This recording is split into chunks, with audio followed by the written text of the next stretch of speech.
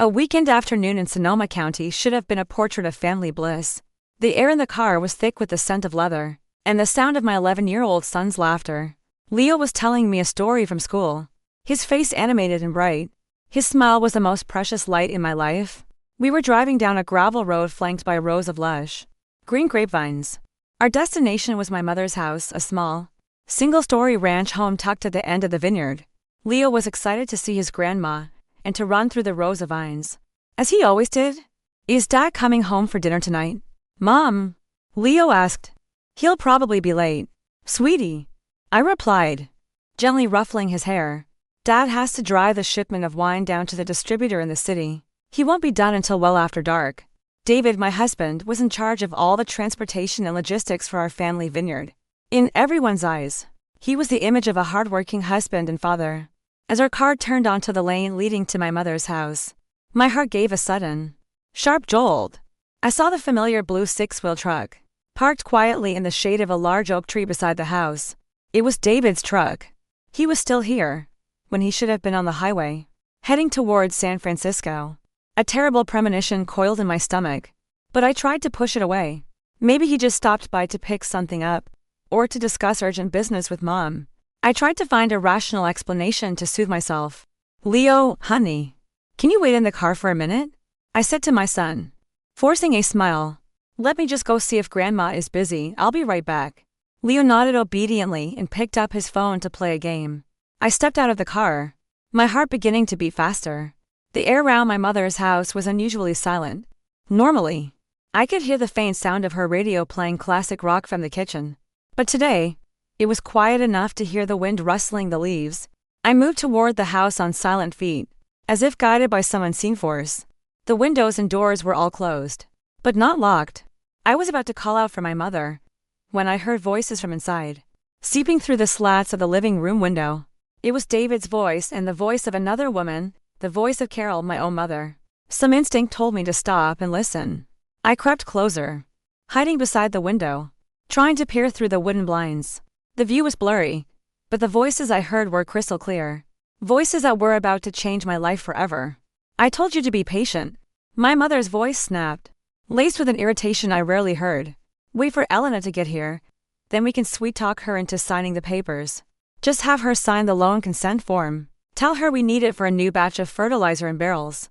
Once the bank approves the loan, we take the money and start over. And the land, if she's stupid enough to sign as a guarantor, it will eventually be ours anyway." My mind went blank. I couldn't believe what I was hearing. Was my mother really talking about me, her daughter, with such cold dismissal? And what were they planning? A loan, the land. What was this about? "And you don't think Elena will get suspicious?" David's voice asked, his tone dripping with greed. "What about Leo, if she finds out? She won't suspect a thing." My mother laughed. A dry, ugly sound that made my skin crawl. "She's a fool. Trusts me and you with everything." The way she said his name, it wasn't the way a woman spoke to her son-in-law, but to a lover. "And Leo? He's my grandson, I can handle him. It's better if he stays with us. His mother is too soft, she can't manage this legacy. Only a man like you can run this vineyard." I stood frozen, as if struck by lightning on a clear day. My hands were ice cold, my body trembling uncontrollably. This wasn't just a plan to steal money, this wasn't just an affair. This was a conspiracy to take everything that was mine, everything that was my father's legacy. And worst of all, they were going to take my son from me. Pain shot through my body. It wasn't sadness, it was a feeling of my entire world, everything I had ever believed in, crumbling before my very eyes. The two people I trusted most in the world, my husband and my own mother, were working together to destroy me. Not a single tear fell, only a profound numbness. I had to force my soulless body to retreat from that spot.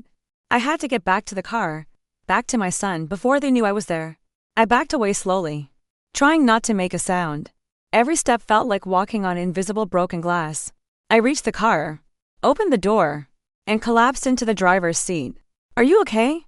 Mom, you look so pale," Leo asked, his voice filled with concern.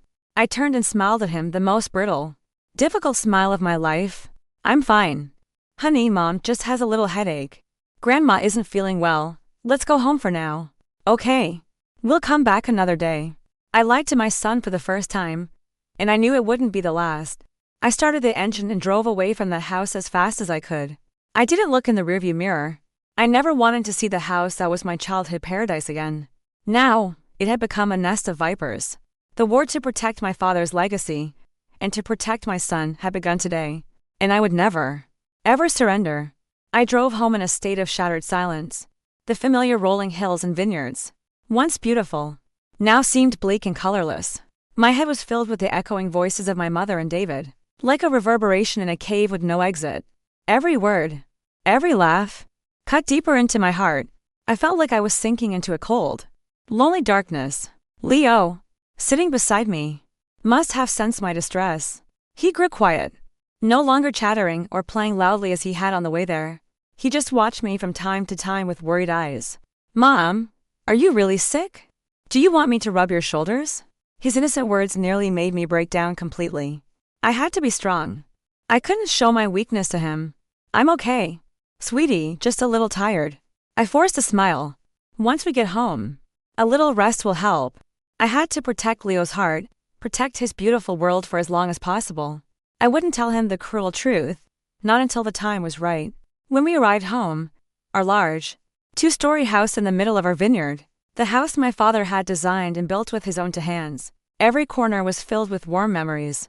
But today, it felt like a battlefield I had to defend. David, he wasn't back yet. He was probably still at my mother's house, continuing their wicked plotting. I took my son upstairs, gave him a bath, and tucked him into bed. I sat watching him sleep, his face so innocent and free of worry. He was my everything, the only reason I had to stand up and fight. I would never let anyone take him from me, and I would never let anyone destroy his future. After Leo was sound asleep, I went downstairs and sat in the darkness of the living room. I didn't turn on the lights, letting only the moonlight stream through the windows. The silence allowed me to be with myself and face the truth. I thought back to the old days when my father was still alive. He had loved and spoiled my mother. She never had to work hard. Her only job was to be the beautiful lady of the vineyard. But my father and I, we were the ones who worked, our hands in the soil, among the vines. Dad always used to tell me, "The land never lies to us, Elena. If we take care of it, it will always give back." People are the same. But now I knew, some people, no matter how well you care for them, are always ready to betray you, especially those closest to you. Then I thought of David. We met when he applied for a driver position at our vineyard over a decade ago. He was a young man who seemed hardworking, spoke well, and appeared sincere. He was attentive and helpful in every way, and I fell for him. My mother, at first, didn't seem to like him. She said his background wasn't on our level, but eventually, seeing how much I loved him, she relented. We got married and had Leo, our beautiful son. Our life seemed perfect. David was promoted to manage all the distribution. He worked hard and seemed to love me and our son very much. I never suspected that beneath the mask of a good husband and father, he was hiding greed and ambition. And I never, ever imagined that my own mother would become his partner in crime. The familiar rumble of the truck sounded in the driveway, pulling me from my thoughts. David was back. My heart pounded. I had to face him. I quickly wiped away the fresh tears and composed my face to look as normal as possible.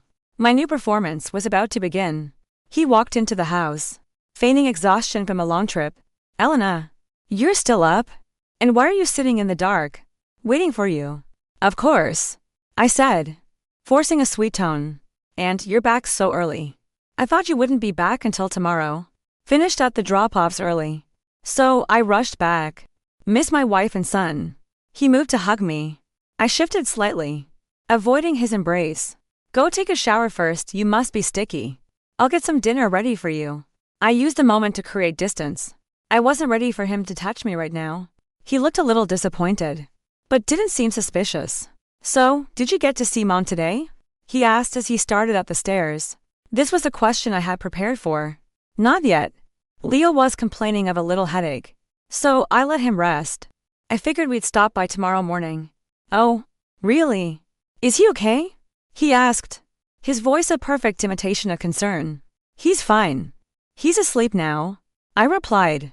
Lying wasn't easy, especially to the man I had shared a bed with for over a decade. But I had to do it to buy time and to protect myself. "Good. Well, we can go see Mom together tomorrow. Then, She said she misses us. His words made me feel sick, but I still forced a smile. Of course. That night was the first time we slept with our backs to each other.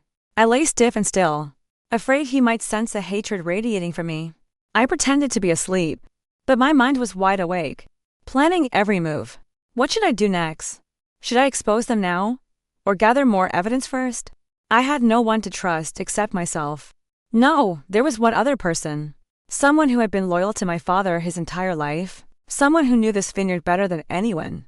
Someone who might be able to see the truth, just as I had. Sam! Tomorrow, I had to go see Sam. He was my only hope now. The next morning arrived with a suffocating tension. I woke up before David and went down to prepare breakfast, just like any other day. But this morning, everything I did felt like a performance. The smile I gave him, the sweet words I spoke, it was all a carefully constructed mask. He, too, seemed perfectly normal, playing the part of the devoted husband flawlessly. Are you heading to the vineyard today, Elena? He asked during breakfast. I am. I need to check on the crew pruning the vines. Great. Let's go together. Then, we can stop by and see your mom on the way. He was trying to keep me in his sight. I knew it. Of course. But you can go ahead. David, I need to stop and pick up some groceries for the house first. I made an excuse to get some time alone to see Sam. David hesitated for a moment but finally agreed. All right. I'll go check on things at the sorting facility first. See you at your mom's house. Okay. I smiled. After he drove off, I headed straight for my real destination. Not the market, but a small wooden cottage at the far end of the vineyard, Sam's home. Sam was the oldest worker on our land. He had worked with my father since this place was just uncultivated land. He was like a respected elder to me, a part of our family. He was a man of few words, but every word he spoke was sincere, and most importantly, he was fiercely loyal to my father. When I arrived at the cottage, Sam was sitting up front, weaving a basket. When he saw me, he put down his work and stood up to greet me with a smile. Well, Miss Elena, you're here early. Is there anything I can do for you? Hello, Sam. I just came to visit and I have something I need to ask you about. I sat down on the bamboo bench beside him. I didn't tell him everything I had heard. It was too risky. I didn't know how much I could trust anyone right now. So I chose to be indirect, to test the waters. Sam, lately, I've been feeling a little uneasy about the vineyard's finances. Why is that? Miss Elena, he asked. His brow furrowed. I don't know. Maybe I'm just overthinking it, I said, feigning a worried tone. But it seems like our expenses for supplies and equipment have been getting strangely high, while the profits from our wine sales haven't really improved. I watched Sam's face. He was silent for a moment, his eyes thoughtful. You know, I've had my own suspicions about that, he finally said. His words made my heart leap. I was on the right track. But I'm just a worker, I didn't dare say anything. Didn't want to be accused of meddling in the boss's business. No, Sam, you're not just a worker. You're like family, I said quickly. I trust you more than anyone. Sam, could you please be my eyes and ears? I want to know if the number of cases we ship out matches what's recorded in the books. And if all these expenses, are they really legitimate? I just want everything to be transparent for the future of the vineyard and for Leo, I said, using my son's name as a shield to make my request seem more sympathetic and urgent. Sam nodded firmly, without a hint of hesitation. Of course, Miss Elena. Don't you worry. I'll keep an eye on things. I've been here my whole life. I know every corner of this place. If anyone is doing something they shouldn't, moving things in or out, it won't get past me. Thank you so much. Sam, I don't know how to thank you. No need for thanks. I'm doing this for you and for your father, Mr. Arthur, whom I respected deeply. I won't let anyone destroy what he built with his own hands. The look in his eyes when he spoke of my father was filled with true devotion. I felt a wave of relief. At least, in this war, I was no longer fighting alone. After talking to Sam, I drove to my mother's house. David and she were sitting on the porch, waiting for me. My mother's face showed a flicker of annoyance at my lateness. Where have you been so long? I've been waiting forever. Sorry, Mom. I had to talk to one of the workers for a minute, I replied softly. David looked at me, as if trying to read my expression, but I kept my face as neutral as possible. I have something important to discuss with you. Come inside. And then, they began their big performance. The very scene I had overheard the day before. My mother started by talking about how the vineyard needed a lot of capital to improve. New fertilizers, a new irrigation system, a dozen plausible-sounding reasons. David chimed in, painting a beautiful picture of how much more profit we could make if we invested more. So, David and I were talking, and we think we should take out a loan from the bank to invest. My mother said, getting to the point, but to get a big loan, we need to use the land as collateral, and we need someone to co-sign. So, I need you, Elena, to sign these documents for me. She handed me a folder. I took it, pretending to look through it with interest, though all I wanted to do was rip it to shreds and throw it in their faces. Do it for our vineyard. Honey, for Leo's future. My mother said in a gentle voice. It was the same line I had just used with Sam, but the weight and feeling behind it were as different as night and day. I didn't say yes or no right away. There are a lot of papers here. Mom, can I take them home to read through them carefully first? With money matters, it's best to be cautious. I used caution as an excuse to buy more time. David and my mother looked displeased, but they couldn't argue with my reasoning. Fine, but don't take too long. We don't want to miss the opportunity, my mother said, her voice hardening. I won't, Mom, I replied, then excused myself, claiming I had to go pick up Leo from his after-school program. I walked out of that house with the documents that were meant to be the tools of their crime. I knew my time was limited. They would surely find another way to pressure me. I had to find proof to corner them before I ran out of ways to stall. The real fight had just begun. My plan began that night. I waited until David and Leo were fast asleep. Then, I tiptoed downstairs. My target was David's small home office, an extension built onto the side of the house. That room was his kingdom. He never allowed me to go in there, but I had seen where he kept the spare key. It was hidden in a planter by the door. I quietly unlocked the door and slipped inside. The smell of dust and old paper hit me. In the dark room, only moonlight filtered through the window. I turned on my phone's flashlight and began my search. His desk was a mess of scattered papers. I started sifting through them. Most were shipping manifests and fuel receipts. Everything looked normal, until I found a black binder. It was hidden in the bottom drawer. I opened it, and my heart nearly stopped. Inside was another bank book I never knew existed. It was an account in David's name, but the address on file with the bank was my mother's address. The account showed a large amount of money moving through it. There were deposits from unfamiliar names, often made right after he had supposedly driven a shipment to the city. I understood immediately. He was siphoning off a portion of our premium-grade wine, selling it separately. He wasn't depositing the money into the vineyard's main account, but having clients pay into his secret one. He was stealing the fruits of the land my father had built for himself. Rage flared inside me, but I forced it down. I took pictures of every page of the bank book as evidence. Then I kept searching and found something even more sinister. It was a file of photocopied deeds for our vineyard's land parcels, but one was heavily marked up and highlighted. It was the largest and most productive plot, the very heart of our vineyard. In the corner of the copy, in David's handwriting, was a note. This is the one. We have to get it. Next to it, a small sticky note was attached. It had the phone number of a real estate agent in the county. My heart pounded. They didn't just want a loan. They wanted to seize this land, and were likely planning to sell it off. I put everything back exactly as I had found it, careful not to leave a trace. I went back upstairs to the bedroom and lay down next to my sham of a husband. That night, I felt like I was sleeping next to a snake ready to strike at any moment. Over the next few days, Sam began sending me updates.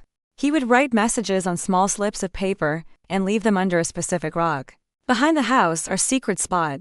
The first message confirmed what I had discovered. 30 cases of the reserve vintage are missing from inventory. Mr. David said they were spoiled and had to be disposed of, but I saw them myself. They were perfect. The messages that followed were even more damning. An unmarked pickup truck came to the facility late last night. No weighing. No invoice. Mr. David ordered more French oak barrels, but I never saw a delivery truck.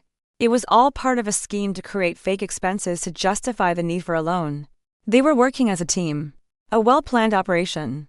The evidence in my hands was growing stronger, but I still couldn't make a move. I was missing the most crucial piece of evidence, something that would trap them with no way out. I had to wait and keep out the act. It was the most grueling and tortuous mental battle. David and my mother started pressuring me more every day. They called, They visited. They used every persuasion tactic they could think of. They used Leo as a tool, trying to guilt me. Elena, if we get this money, I'll buy Leo that new gaming computer he wants. This is for your son's future. Honey, it's just one little signature. Why are you being so difficult? Every word they spoke was like poison seeping into my soul.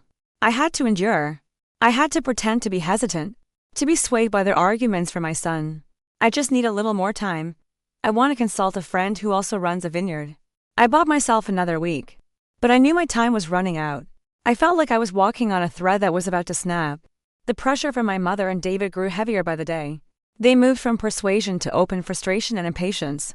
The atmosphere in our home became thick with tension. David started snapping at me more often, no longer bothering to play the part of the doting husband. Sometimes he would slam doors or speak to me in a harsh tone in front of our son. Leo began to notice. Mom, why is Dad so grumpy lately? He asked me, his eyes full of sadness. He's just stressed about work. Sweetie, it's nothing. I would lie, my heart aching each time. I felt guilty for pulling my son into this ugly adult battlefield. My mother called to berate me almost daily. Elena, what is your final decision? Are you going to sign or not? If you care at all about this family, about not struggling, then just sign the damn papers. Stop acting like some high and mighty princess who has to think everything over. It's infuriating. Her voice was filled with a rage that held no trace of the gentle mother I once knew. I knew my time was almost up. I tried to find more evidence, but there was nothing new. What I had was likely enough to incriminate David, but it might not be enough to expose my mother's involvement. I needed something more definitive, something that would reveal her true nature to the world. Using the excuse of consulting a friend, I escaped the house during the day. I drove aimlessly, my mind a tangled mess of confusion and despair. What should I do? Should I just give in and let them have what they wanted? To preserve this fake family for my son? No, I couldn't do that. It would be a betrayal of my father, and a betrayal of myself. I thought of a lawyer my father had always trusted, Mr. Davison. He was an honest, well-respected local attorney. Perhaps he could offer us some advice. I decided to drive to his office in Santa Rosa. I told him the whole story except for my mother's involvement. I still couldn't bring myself to say it out loud. I simply said I suspected my husband was embezzling money and trying to trick me into co-signing a loan. Mr. Davison listened patiently. He looked at the copies of the evidence I brought. He frowned. From what I can see, Ms. Artisan, the evidence you have regarding the embezzlement is quite strong. But as for him trying to get you to co-sign, it's not enough to press charges yet, because no crime has actually been committed. The best you can do for now is to keep stalling and do not, under any circumstances, sign anything. No matter how much he pressures you. His advice didn't make me feel much better. It just felt like I was delaying the inevitable. I drove home feeling heavier than ever. Cornered. With no way out. When I got back to the vineyard, I didn't go straight to the house. I parked the car and walked into the rows of vines, a place where I used to run and play with my father as a child. I walked until I reached Sam's cottage at the far end of the property. I just needed someone to talk to, someone I could trust. Sam saw the despair on my face. Ms. Elena, if something is wrong, you can tell me, he said with kindness. At that moment, the wall I had built around myself crumbled. I broke down crying in front of him, pouring out all my frustration, though still holding back the part about my mother. I'm running out of options. Sam, they're pressuring me every day. I don't know what to do. Sam listened in silence. He didn't offer empty platitudes. He just sat there, being a good listener. When my tears subsided, he stood up and went into his cottage. A moment later, he returned with an old, rusty metal box. I have something that your father left for you. He told me to give it to you only when you were in your deepest trouble, when you felt you had no one left. I looked at the box, surprised. My father left this for me? Yes. Shortly before he passed, he brought this to me. He said that one day, you might face a great trial, and the contents of this box might be able to help you. Sam handed me the box. It was heavier than I expected. What could be inside? I slowly pried open the stiff, rusted lid, and what I saw inside made me gasp. It wasn't money or jewelry. It was an old journal and a thick, sealed manila envelope. I picked up the journal. It was my father's. On the first page, in his familiar handwriting, it said, my hands trembled as I opened my father's journal. Every word he wrote felt as if he were sitting right there, speaking to me. He wrote about his dream of building this vineyard from nothing. He wrote of his love for the land and his joy in watching it flourish. I read on, until I reached a page that made me stop cold. He was writing about my mother. He wrote that he loved her dearly, but that he also knew her deepest desires. She wasn't a woman who loved the earth. She loved comfort, status, a life of leisure. My father knew that one day, without him, she might be tempted to sell the vineyard to fund the life she truly wanted. I don't blame your mother, Elena. He wrote, everyone has different dreams. But this vineyard, this is my life. It is the spirit of our ancestors. I cannot allow it to be destroyed. And so, I had to do something to protect this legacy for you and for Leo. That last sentence made me put the journal down and immediately reach for the sealed envelope. I carefully tore it open. Inside was a set of legal documents, complex and intimidating. But one document stood out, and I understood it instantly. The header read, Amendment to the Artisan Family Trust. It was a legal instrument he had created secretly with Mr. Davison, just months before he died. In it, he stated in clear, irrefutable terms, that the ancestral land, the largest and most fertile plot, the very heart of the vineyard, the plot David was trying to seize. He had willed that land to me, Elena Artisan, as my sole and separate property, effective upon my marriage and the establishment of my own family. As for my mother, he had left her the house she lived in, along with a significant surrounding parcel of land, more than enough for her to live comfortably for the rest of her life. But she had no legal claim to the main, income-producing part of the vineyard. My father had decisively cut her out of the decision-making process to prevent her from ever selling the land. This was the forgotten inheritance, the secret he had hidden to protect me all along. Tears streamed down my face, not of sorrow, but of overwhelming gratitude. My father had seen the future. He had known what might happen. He had built the strongest possible shield for me, and I never even knew it. He hadn't left me. He was still protecting me, through this document. Now, all the cards were in my hand. I had evidence of David's fraud, and I had a legal document confirming my rightful ownership. I was no longer a lamb being led to the slaughter. I was a true owner of this land, the one who held their fate in my hands. The fear and confusion in my heart vanished, replaced by a cold, hard resolve. I put the documents back in the box and thanked Sam. Thank you, Sam. This just saved my life. Good luck, Miss Elena, he said with an encouraging smile. I returned home, a clear plan forming in my mind. I wouldn't expose them yet. I would wait. I would let them walk right into the trap I was about to set. 2 days later, David made his move. He approached me in the evening, holding the same loan documents. Elena, we need to talk, he said, his voice serious. I don't think we can wait any longer on this loan. We need to go to the bank tomorrow.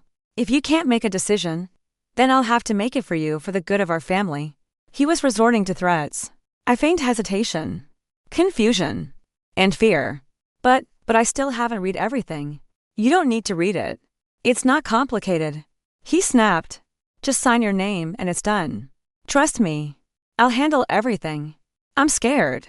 David, what if something goes wrong? He sighed dramatically and switched tactics. He put his arm around my shoulders. Oh, Elena, don't be scared. I'm right here. I love you and Leo so much. I would never do anything to put our family in jeopardy.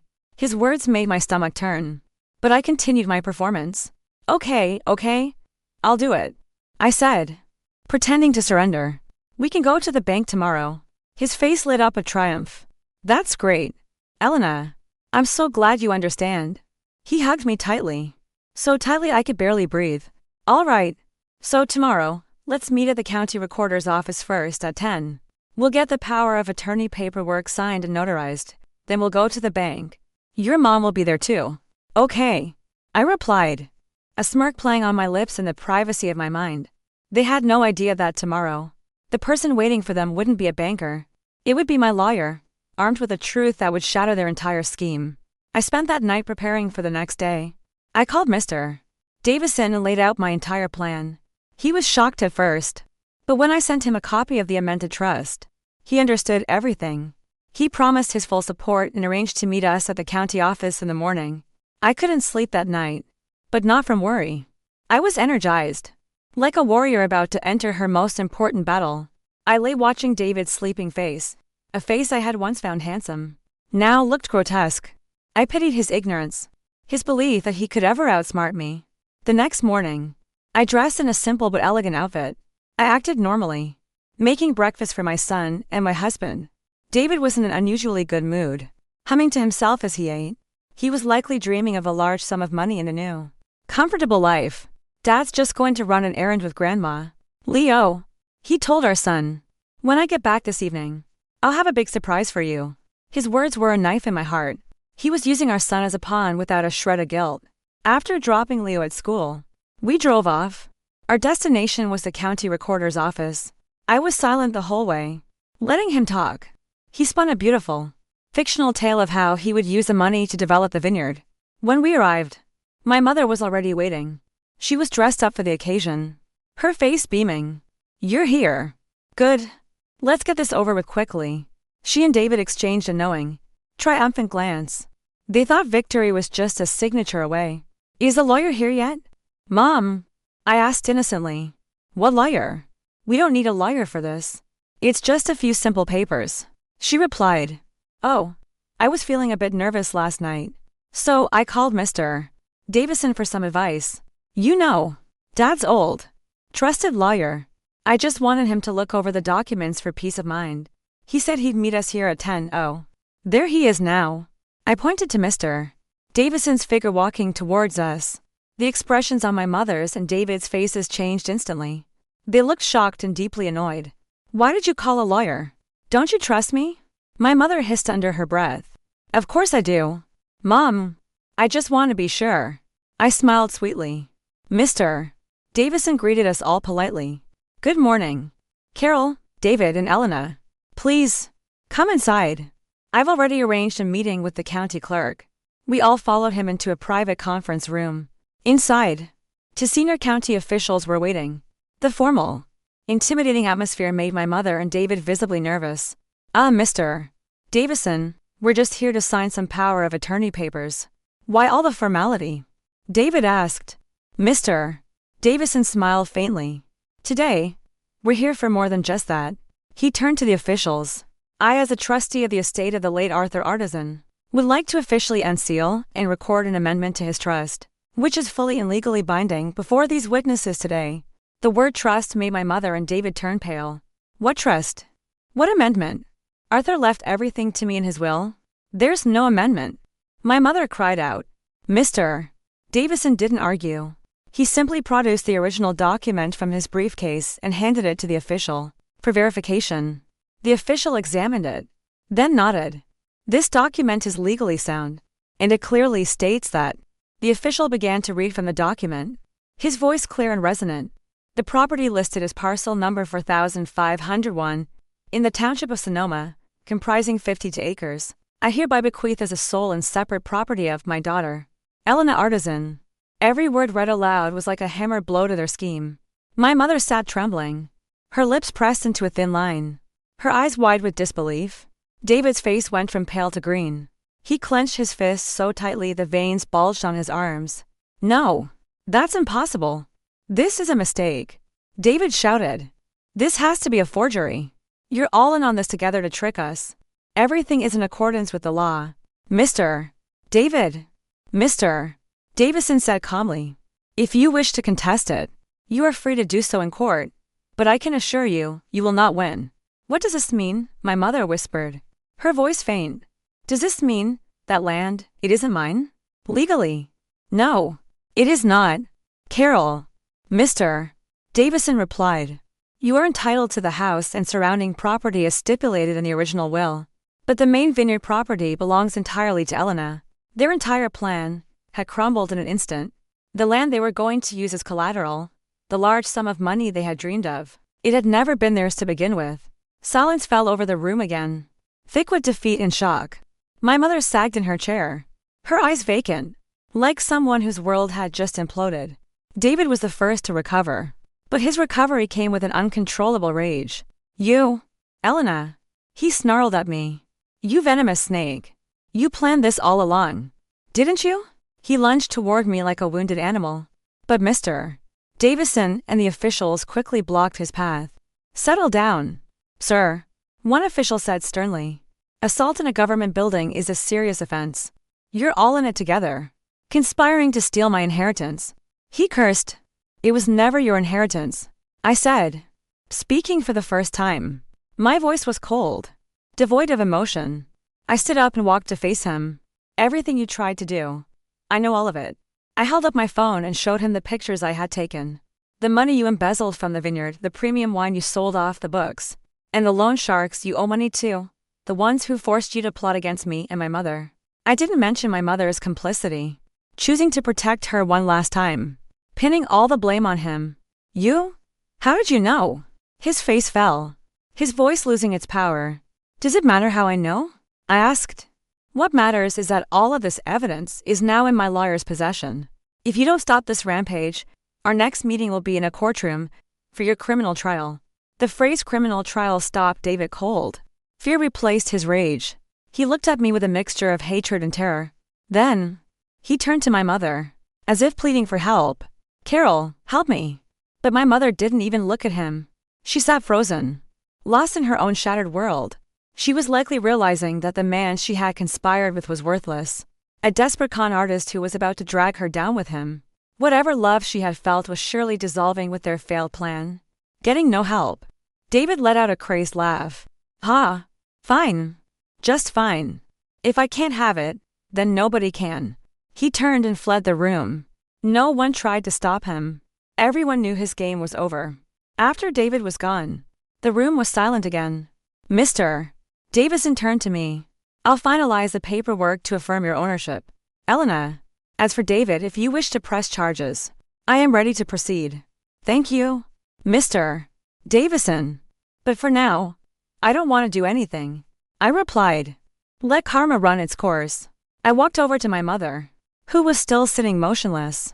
"Mom, let's go home." I tried to help her up, but she slapped my hand away.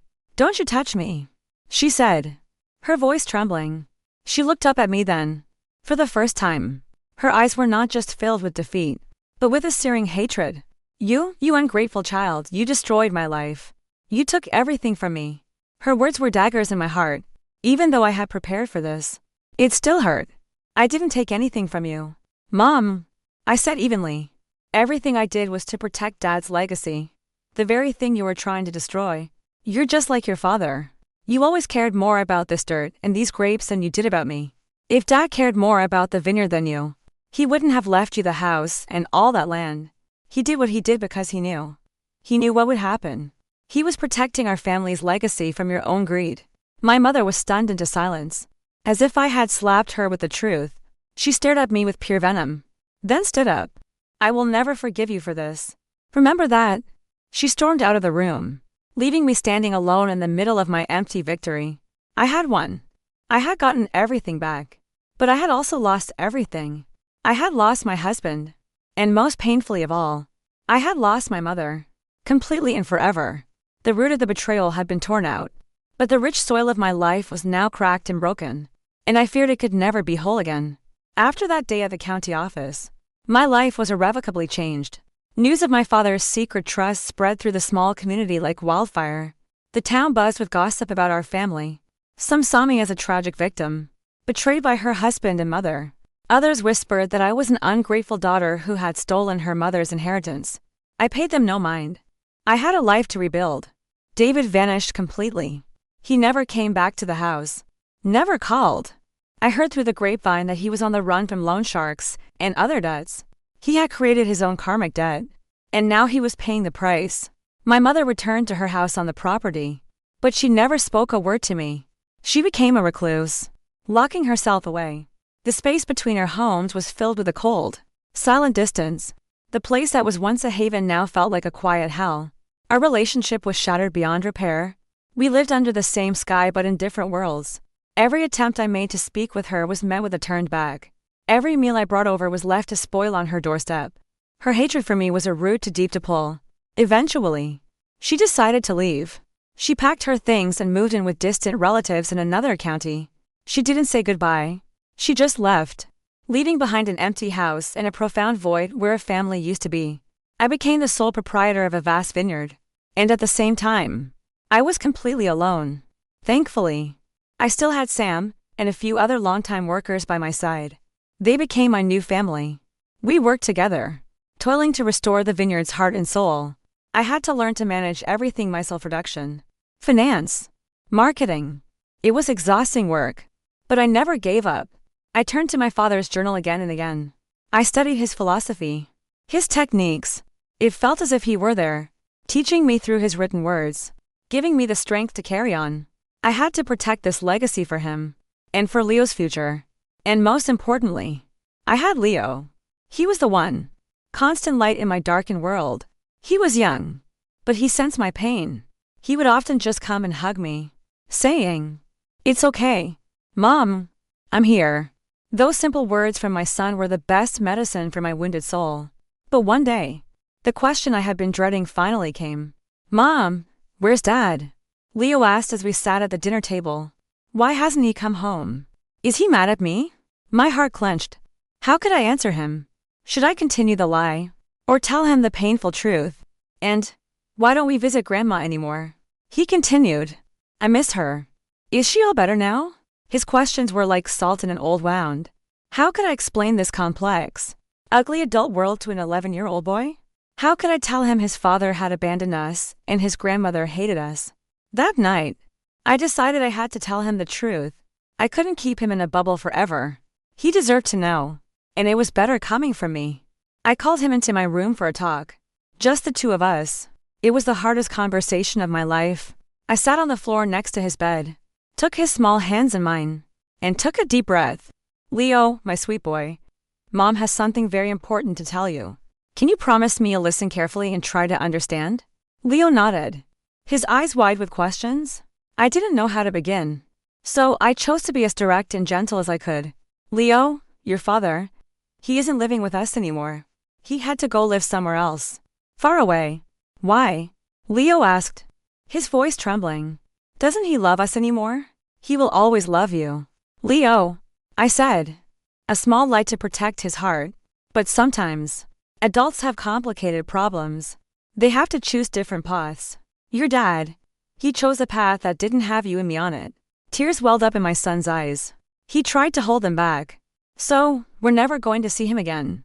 "I'm not sure, honey," I answered honestly. "But I want you to know, even without him, you will always have me.